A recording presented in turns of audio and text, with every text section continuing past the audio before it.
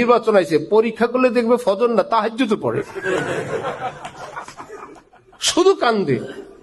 সবাই হযরত কল্লাকে বললাম, হযরত উমুক হুজুর কান্দে। হযরত বলে এটা বহুত দুষ্ট, বিভিন্ন শয়তানি ফিতনা ফাসাদের জড়িত, কিসের ভালো তোমরা বলো?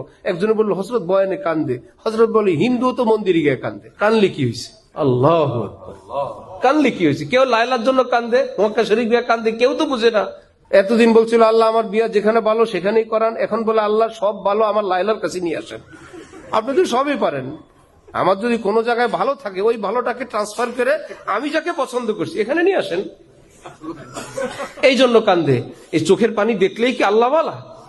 দরকার ছিল যে মাদকাসক্ত কিনা এটা নিশ্চিত হয়ে একটা 92 ভাগ মুসলমানের দেশের প্রতিনিধিত্ব করার জন্য কমপক্ষে কোন মাদকাসক্ত কি হতে পারবে না, সংসদ সদস্য হতে পারবে না। এই আইন করলেই তো আমরা বেঁচে যেতাম।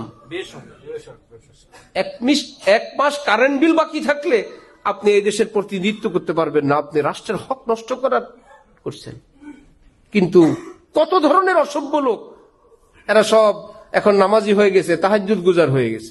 আল্লাহ কোন দল মত নাই, যে এলাকায় যে ভালো, আকীদায় ভালো, দেশের জন্য ভালো, সমাজের জন্য ভালো, সেই এলাকায় আমরা তাদেরকে ভোট দেব। ঠিক আছে ইনশাআল্লাহ। আল্লাহ আমাদের দেশের জন্য কল্যাণের ফয়সালা করেন। আল্লাহ সব পারেন।